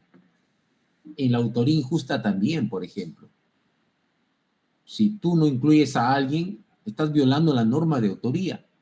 En integridad también, porque socavas la transparencia del atributo de los méritos de otra persona. Pero dado el caso que hay otros escenarios, aquí están, que hay conflicto. Voy a dar un ejemplo aquí, dice, el uso de placebos en los ensayos clínicos para la conducta responsable es antiético si se priva a un paciente de su tratamiento efectivo. Por supuesto, si yo le doy placebo a un paciente que está con por ejemplo, con cáncer y a otro no le doy, el del cáncer se va a morir, ¿no? Si no le doy el tratamiento y le doy placebo. Pero en integridad, el método es válido, porque en integridad estamos hablando de calidad y para evitar sesgos, lo que damos es el placebo justamente. Entonces sí se justifica científicamente. Ahí sí hay conflicto. También en la publicación selectiva de resultados. Es antiético si uno oculta los efectos adversos. Porque muchas veces hablamos, por ejemplo, decimos, no, pero la maca es excelente. Claro. ¿Y cuántos efectos adversos pueden haber producido? ¿Se ha hecho estudios? ¿Se ha colocado esa información? Porque todos los productos, por más naturales que sean, tienen un límite y tienen que tener un efecto adverso. Sin embargo, en integridad dice, no, si yo quiero, no lo publico, ¿no? Y ahí estoy haciendo un sesgo de publicación. Entonces, en algunos escenarios, la conducta responsable de investigación y la integridad, ¿no? Y la integridad científica se discrepan, no están de acuerdo. ¿Cuál es el desafío final en esta parte final? El desafío de la investigación médica, sobre todo en el Perú. Nosotros estúpidamente, hay un libro inclusive que se llama Publicar o Perecer. ¿Ya? Es un libro, me parece, con un contenido hasta estúpido, porque se angustia a la gente por publicar, porque si no, no pasa nada. No, no, muchachos, no pasa. Eso no es investigación, les comento. El investigador trabaja por años para obtener un resultado y sabe que ese resultado ha pasado de la curva correcta. y que no ha roto en el camino, ha tenido dos componentes principales: la conducta responsable en investigación y la integridad. Solo así yo evitaré eso, la presión de publicar. No, yo tengo que publicar, que no sé cuánto, que 5 artículos, que no sé. Eso es común en lo que van a escuchar en quizás los que les dicten estas charlas o los que vienen informándoles aquí. Tenemos una especie de compulsión, el investigador, sobre todo angustiarse por publicar. Yo le comentaba a un colega en el extranjero y me decía: yo no entiendo, Dante, a ustedes, ¿por qué tienen que estar publicando tanta cosa que no tiene ninguna utilidad? Me dice. Porque no tiene ninguna utilidad, me dice. Publican de diferentes temas y no son especialistas de nada. Sí, pues yo le decía. Bueno, a cada uno con su tema, yo le decía. Hay tecnologías emergentes. Hoy día tenemos el IA. Discúlpenme, pero ese es el mayor salto que hemos hecho, lo acaban de dar los chinos. Yo considero que es la herramienta más poderosa de la ciencia en este momento. Yo enseño, les comento, revisiones sistemáticas. Estoy por unirme a un grupo Cochrane, no peruano, sino el iberoamericano que está en la Universidad de Barcelona. Y aquí no puedo entrar porque Cayetano no me ha permitido que yo entre. Porque no soy de la universidad, dice. Miren, tengo que irme al iberoamericano. Pero bueno, como fuese. La inteligencia artificial quizás es el salto cuántico más grande que hemos dado en los últimos 30 años. Tenemos hasta en nuestro celular al DeepSeek y hace maravillas, la verdad, maravillas. Pero esa tecnología emergente puede provocar grandes problemas, porque tiene que ser bien regulada. No es cuestión de aplicar a todo y se acabó a la ciencia, ¿no? Si tú le ingresas información basura, basura vas a obtener. Hay que tener mucho cuidado. Una de ellas es el uso de los algoritmos. Y ustedes se preguntarán, pero miren, yo he hecho cursos de Machine Learning, de Deep Learning, con ingenieros, porque analizo imágenes, sé de MATLAB, sé de Python, sé programar. Claro, ya no lo hago ahora. ¿Y por qué? Porque parte de mi línea de investigación tenía que ver con redes neuronales, con Machine Learning, con Deep Learning, que es básicamente para imágenes. Y los algoritmos que se programan, pues también los algoritmos pueden ser errados y producir error sistemático, por más inteligencia artificial que haya. Como les dije hace unos minutos, si tú metes basura, basura vas a obtener. Y tú tienes que saber discriminar qué es lo que vas a obtener. Ahí viene el gran dilema en la investigación. Porque, ojo, yo les decía a mis alumnos de tesis, yo hago la tesis con mis estudiantes con revisiones sistemáticas.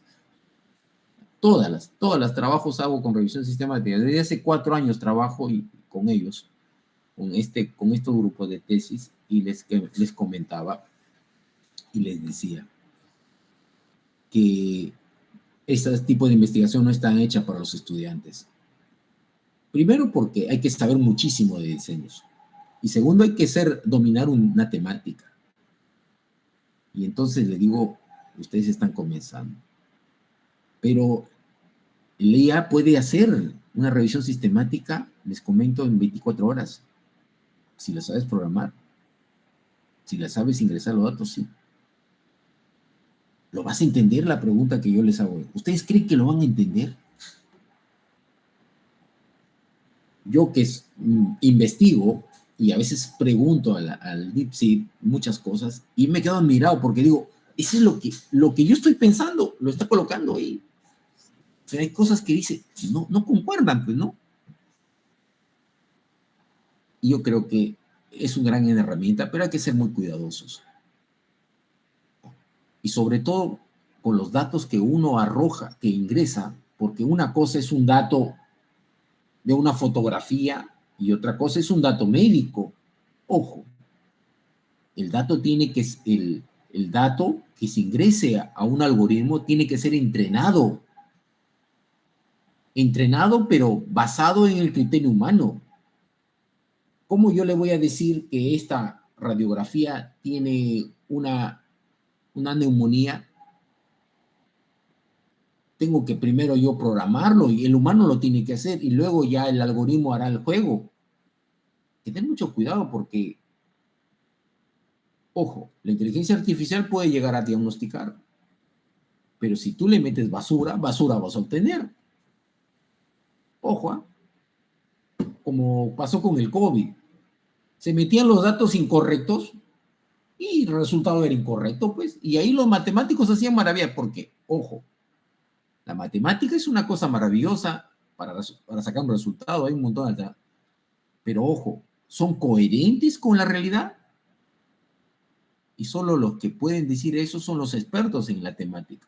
Yo qué sé, le comentaba a un estudiante, yo no te voy a hacer una revisión sistemática de pediatría. Tengo que hacer el tema que yo domino. ¿Cuál es el tema que yo domino? Pie diabético. Ni siquiera soy traumatólogo, como me preguntaba uno de ustedes, creo que el presidente me decía para que nos enseñe traumatología. Yo ya me olvidé de traumatología, yo estoy inmiscuido en el pie diabético hace 10 años, más de 15 años. Ese es mi mundo en este momento. También tiene que ver con los estudios multinacionales. Cada país tiene sus normas y sus reglas, ¿correcto? Los países escandinavos ahí manejan genética, manipulación genética en los países escandinavos. Es los únicos, siendo de comunidad europea, y ustedes dirán, pero ¿es la comunidad europea y la integridad científica, profesor? Ah, para que vean. Integridad, que por cierto el ranking ha salido que Finlandia es el país más feliz del mundo, ¿ok? Asegurar que los protocolos sean uniformes para evitar los sesgos también, ¿sí?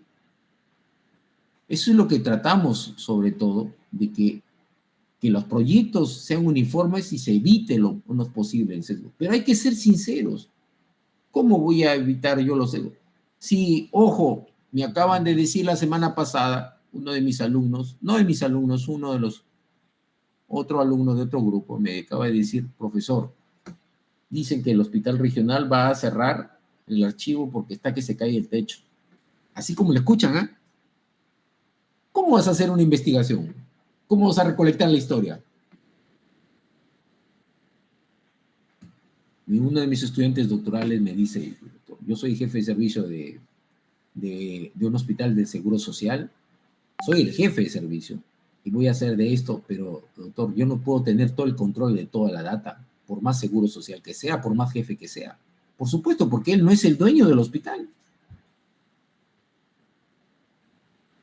Entonces, ser íntegro es casi imposible, porque ¿cómo voy a asegurar que su proyecto evite el sesgo? Por ejemplo, el sesgo de selección. O el sesgo de confusión, ya, vamos a algo así. Difícil, ¿no es cierto? No es tan fácil la investigación, muchachos. Parece sencilla, pero cuando nos ponemos en rigor, en el rigor de, sobre todo de hablar de integridad científica, uy, esto se hace complejísimo. Ahí sí se hace complejo. Y nosotros, el CONCITEC, yo he sido parte de CONCITEC, dice, no, sí, esto es bien fácil, no, no, hay que lanzar, y hay toda una norma que cuando lo lees es hermosa. ¿Se cumple la pregunta? Es imposible cumplirse. Okay, vamos a continuar. Entonces, no sé dónde me conoce. Ok. Aquí hay algunas guías. Una de las guías es de estos conceptos, en la Declaración de Singapur, los códigos profesionales, por ejemplo, el Comité de Ética Internacional para las publicaciones, Me decía un colega hace como 10 años, pero doctor, ¿cómo van a colocar nosotros? Nosotros estamos haciendo en APA las citas y las referencias. Ya más de 30 años tienen que la norma internacional de comité de editoriales de revistas médicas dice que debe ser en Vancouver. Está clarísimo eso. Esto es integridad, ojo. Ni qué decir para la parte de la conducta responsable de investigación e integridad, tiene que ver mucho los comités de ética. Yo creo que esa es la clave mientras existe. El problema, ¿saben en qué está? En que, ¿quién es presidente del comité de ética? ¿Quién forma parte del comité de ética? A veces hay gente que solamente lo coloca y ni siquiera son remunerados, y peor, que ni siquiera en sus horas de trabajo lo pueden hacer. Lo ideal sería que todas las universidades tengan una oficina de integridad científica. Ya la hay, algunas universidades en el Perú ya la tienen. Una de ellas, la que quizás sea la más, la pionera en el Perú, es la Católica.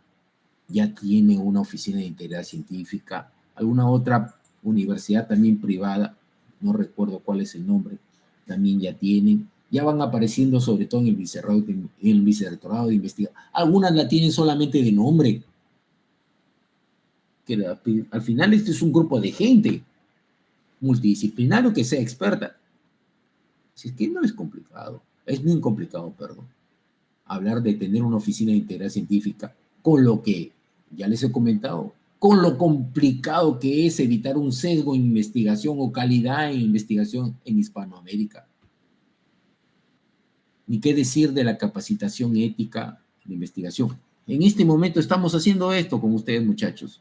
Yo les estoy dando mi punto de vista sobre cómo yo veo la ética, veo el punto de vista bioético, la conducta responsable en investigación y la integridad científica, que eso es el añoro más grande que pudo tener uno como investigador, que creo que todavía es un sueño para el Perú. Lecciones aprendidas. Ambos, conducta responsable de investigación e integridad, no son excluyentes, se complementan. Uno ve proceso y otro ve calidad. Evita el fraude. Por ambos lados evita el fraude. Y sobre todo hay que denunciar cuando hay algo. Parece duro. Uno dice que hay que quedarse callado porque te vas a meter en problemas, porque te van a sacar del trabajo. Sí, pues. Pero eso es ser íntegro, muchachos. Denunciar las malas prácticas. No podemos dejar pasar esto. Yo me he metido en problemas, por ejemplo, en la universidad en la que trabajo ahora. Por eso es probablemente no tenga ningún cargo. Es complicado. Vamos a ver un caso ahora, que ustedes ya lo conocen quizás, de repente no como estudiantes de medicina, o de repente sí ya. Bueno, ocurrió durante la pandemia en el Perú un ensayo clínico con la vacuna de Sinopharm en China, una vacuna china para evaluar la seguridad y eficacia. Sin embargo, este proceso se generó un escándalo, pues, ¿no? El vacuna gay en febrero del año 2021, cuando se reveló que algún 400 y tantos funcionarios del gobierno recibieron la dosis de manera anticipada y oscura, pues, ¿no? Antes de la aprobación oficial y fuera de los protocolos éticos establecidos. Este caso expuso grandes problemas de transparencia, conflicto de intereses, desigualdad en investigación, en todo. Vamos a ver un poco los detalles. Se hicieron ensayos clínicos de Sinopharm, sobre todo en Cayetano Heredia. Ojo, Cayetano Heredia es la universidad más importante en medicina en Perú. Una de las segundas más importantes de todas las universidades en todas las áreas. Tiene su problema. Vuelvo a repetir. No es una cuestión de yo desacreditar a la universidad. Esto es un caso real. Les comento, es un caso real. Entonces dicen que entre septiembre y diciembre del 2020 la universidad lideró la tercera fase del Sinopharm en 12.000 voluntarios, principalmente entre ellos profesionales de salud. El objetivo, ¿cuál era? Validar la eficacia de la vacuna en la población diversa. Segundo tema. Aquí viene el problema de, en enero del 2021, mientras se esperaba la llegada de las vacunas, se descubrió que había un lote escondidito, que lo habían enviado para reemplazar a los que podrían fallar, o, no sé, o errores se cometían en la vacunación, y un grupo de estas vacunas fueron utilizadas por 487 personas, incluyendo el presidente, el expresidente ahora, su esposa, sus ministros, congresistas, y recibieron dosis no contabilizadas durante este fallo. Las vacunas fueron gestionadas por una persona, en este entonces era el director de intervenciones estratégicas del Ministerio de Salud, ahí está su nombre. Ojo, yo conozco a Germán, lo conozco. Es un tipo, un buen médico, muy inteligente, es un arequipeño muy inteligente, mayor que yo, por supuesto. Está en el nivel más alto de investigación, es un renacido distinguido, pero hay que ser honestos. ¿Dónde está su ética? Él tiene problemas legales. ¿Pero la universidad acaso lo ha sacado de ahí? No, él sigue trabajando ahí. Yo no tengo nada contra Germán, ¿eh? Es como yo fui en algún momento jefe de servicio en un hospital en Chiclayo y ya no daba más la situación, así es que yo me retiré, siendo nombrado. Ya no daba para más la situación. Yo veía que eso no se podía, que tenía que viajar de Trujillo a Chiclayo. Entonces, uno tiene que saber perder, como yo siempre le digo a mis hijos aquí, y a mucha gente le digo, uno tiene que aprender a perder, saber valorar que es una etapa en la vida, y entonces él se inmiscuyó en este tema. Es el entorno, les comento, que termina corrompiendo al sistema, a la persona. Es el sistema, una falta de transparencia, de consentimiento y consentimiento. Algunos funcionarios afirmaron no saber del grupo de estudio, no se registró su participación de los datos en el ensayo, violando todos los protocolos de la Unión. Pero hay alguien aquí que yo creo que es el mayor culpable. Es el Estado, el regulador. Porque si el regulador pusiera la mano dura, y en el regulador del Instituto Nacional de Salud no hizo nada, porque estos estudios se hicieron tanto en Cayetano como en San Marcos. Y el Instituto Nacional de Salud, que era el regulador más importante de este tipo de investigaciones, no hizo nada y no ha hecho nada. Hasta actual. Han pasado 5 años, casi 5, bueno, 4 años, y no se ha hecho nada. Lamentablemente no se ha hecho nada. O sea, no hay ningún castigado. ¿Cuáles fueron los problemas bioéticos o éticos identificados? Primero, violación del principio de justicia.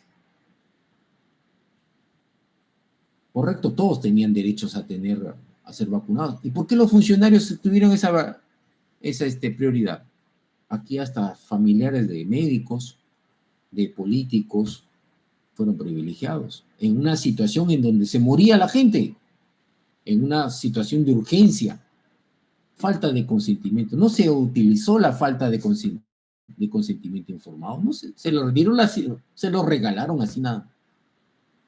Muchas autoridades e investigadores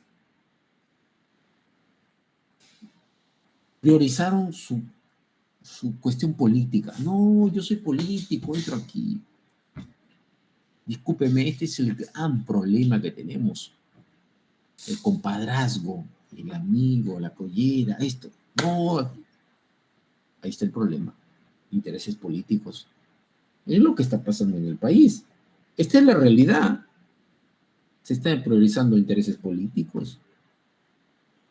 La explotación de los voluntarios. Mientras que habían pobre gente que estaba recibiendo voluntariamente este medicamento. ¿Y ellos cómo quedaban? ¿Qué? O sea que si te tocaba el placebo y si te morías por el COVID. Entonces, estos 4 problemas bioéticos han sido identificados. La violación del principio de justicia, que es uno de los valores uno de los principios éticos. El consentimiento informado, que beneficio, maleficencia, y también justicia, equidad también. Conflicto de intereses, que es otro también de los problemas éticos, bioéticos en investigación. Y por supuesto la explotación de los voluntarios. ¿Cuáles fueron las consecuencias? Una crisis de confianza pública, que la tenemos hasta ahora en otros aspectos, porque, a ver, ¿alguien ha sido castigado? Ninguno. Si le han establecido investigaciones judiciales, ¿alguno ha sido sentenciado? Ninguno. Ninguno ha sido sentenciado. Porque todavía están en proceso todos. Ya han pasado 4 años. ¿Ha habido alguna reforma institucional? Yo creo que no. Tengo amigos del Instituto Nacional de Salud. Inclusive un muchacho ex de Sosemún llegó a trabajar en el Instituto Nacional de Salud. Recuerdo, ahora como 4 años lo encontré. Y era un caos. La institución ha caído mucho, mucho. Igual que la DGMIT. Hay que hacer nuevos protocolos para garantizar transparencia en la asignación de las vacunas. Nunca se hizo. En su momento acabó el COVID y se cerró todo esto, y esto fue historia. ¿Qué aprendimos de esto? Casi nada. Primero, porque sigue la desconfianza. Segundo, todavía no se han terminado las investigaciones judiciales. ¿Se ha reformado algo? No. Entonces, ¿de qué estamos hablando? ¿Dónde está la cuestión ética? ¿Dónde está la conducta responsable de investigación, la integridad científica? El papel lo puede decir todo. Pero ¿cuál es la realidad? ¿Cuáles son los hechos? Estos son los hechos. Estas son las consecuencias. Aquí está, ve, el ejemplo más claro y evidente que ustedes pueden ver acá. ¿Cuáles son las reflexiones finales de todo esto? El vacunagate evidencia el poder político que puede corromper los procesos científicos poniéndole en riesgo la vida y la credibilidad de la investigación. ¿De qué valió todo ese mérito que tuvo este médico que se involucró en el vacunagate? ¿De qué le sirvió tanto si se fue corrompido por el poder político? ¿De qué vale la investigación? ¿Dónde está la ética? O sea, yo no necesito ser el mejor investigador del mundo para yo ser íntegro científicamente. No, no lo necesito. Yo puedo ser el último, el más mediocre, de repente el de menor nivel, un junior, para hacer las cosas bien. Los futuros médicos deben defender la imparcialidad y fomentar la rendición de cuentas, denunciar.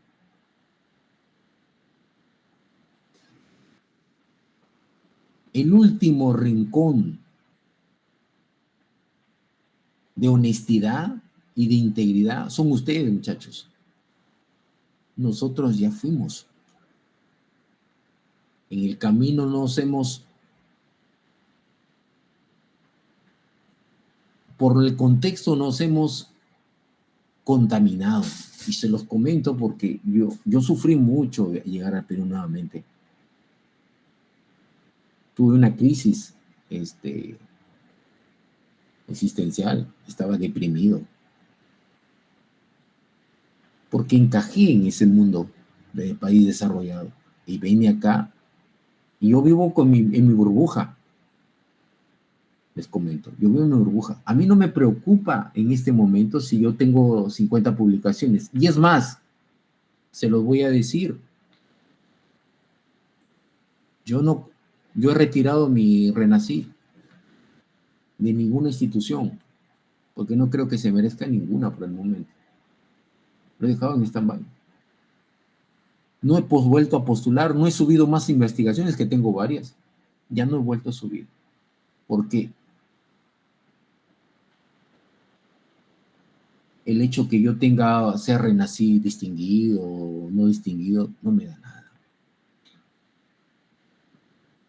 Mis principios éticos me dicen que yo me siento feliz haciendo mi investigación, pequeña aunque sea, honestamente, ayudando a la gente, compartiendo mi experiencia con gente joven como ustedes, porque los estudiantes doctorales son gente mayor que yo. Uno de ellos es mi profesor, se los comento, es mi profesor de farmacología hace años. Tengo varios que son docentes universitarios de varias universidades inclusive.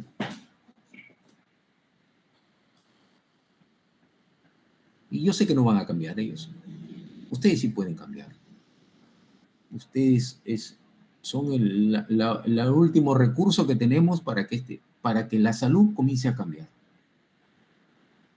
Les doy un dato más. Mis dos internos habían sido los ministros, o son los ministros, y el viceministro, mis internos, cuando yo hacía residencia en Chiclayo. En el Mansour Aguinaga hice residencia de traumatología y ortopedia. Mis internos eran ellos. Y ya uno se va dando cuenta cómo es la persona. Así como en algún momento yo, en quinto año de medicina, descubrí mi predisposición a hacer investigación y no la dejé. Cuando regresé, yo me quedé en Europa gracias a eso, a investigar. Me renovaron el fellow por un año más. Luego comencé a estudiar doctorado. Gracias a ello. ¿A qué? A que el compromiso mío, pero sobre todo porque me gustaba. Y cuando vine aquí a trabajar, la gente me decía, pero Dante, como soy especialista, es para que te pases. Eso es cierto, ¿ah? Les digo, da mucho dinero ser su especialista. Ahora, sobre todo. Al comienzo no, porque me daban como loco. ¿Cómo vas a ser su especialista si no hay nadie aquí en el Perú? Sí, pues, tienes que irte a Lima. Yo estaba en Lima, les comento, y me ha ido muy bien. Pero ese no era el sentido de mi vida. El sentido de mi vida era la investigación. Ser un académico era el sentido de mi vida, no hacer dinero como especialista. Que no les niego que no me ha ido tan mal como especialista y no me está yendo tan mal, ¿no? Después de años, ¿no? No me está yendo tan mal. Pero al final, lo que primó y volví a reencontrar para lo que creo que es el objetivo de mi vida, es la ciencia. A pequeña escala, si me leen o no me leen, como les decía a la gente, eso no me importa, porque estoy dejando mi granito de arena y habrá otro peruano después de unos 10 años, si no es mi hijo de repente. Tengo una hija que está haciendo arquitectura y mi hijo que no estudia, que todavía está en el colegio, que vamos a ver si va a ser médico o no. Pero si no lo dejo porque alguien le era como, en algunas oportunidades se han puesto sin contacto mucha gente de fuera, colombianos, mexicanos, un argentino, y me preguntan y se interesan. La fama, muchachos, el ser público en las redes sociales es lo de menos. Uno se tiene que sentir feliz con lo que hace, con lo que le gusta hacer. Y investigar es un tema del que yo sí les podría decir que me siento a gusto. Y a veces gasto hasta mi dinero. Y estoy sentado acá, ustedes conversando, dándoles esto, porque creo que sí lo necesitan. Yo podría decirles no, pero cuando vi el símbolo del Asosemún. Yo recuerdo que ese símbolo lo hicimos nosotros. Y me puse a ver, a reflexionar y digo, aquí hace falta. Yo recién he ingresado a la Nacional por cuestiones de un colega que es mi alumno. Me dice, doctor, ¿puede ayudarnos? Sí, yo les he dicho ahí a la universidad que no vengo por cuestiones económicas. Vengo por cuestiones de ayudar a mi alma mater, porque sé que puedo ayudar a mi alma mater. Yo regresé al país por ayudar a mi país. Allá soy un engranaje más del sistema, gente muy capaz allá. Aquí yo puedo hacer la diferencia, pero a veces lamentablemente el ser honesto y ser íntegro se mete uno en unos problemas y mejor es ser perfil bajo y no estar dando mucho, publicando mucho en las redes, sobre todo, que no es la vida normal.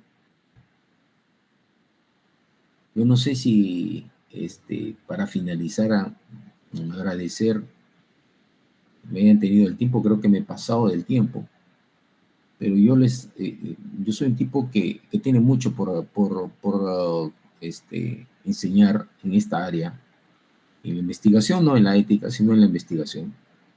Como les comento, tengo mucha experiencia fuera y dentro del país, y sobre todo aquí en el país, con proyectos grandes, grandes, grandes proyectos, o sea, no un artículo, eso, disculpen muchachos, eso es simple. Como yo le decía a uno de ustedes, el presidente de Sosemu, le decía, eso es lo de menos para mí publicar. Liderar un proyecto con lo difícil que es en estas condiciones es bien sofisticado. Ser honesto, tener un comportamiento íntegro en la ciencia es complicadísimo en el Perú. Complicadísimo. Las fuerzas de la maldad superan a la de la bondad en la investigación, sobre todo en nuestro contexto peruano. Ok, muchas gracias muchachos. No sé si hay alguna pregunta, alguna duda. Aquí estoy ya prácticamente finalizando esto. Y si hay alguna duda, un comentario, bienvenido.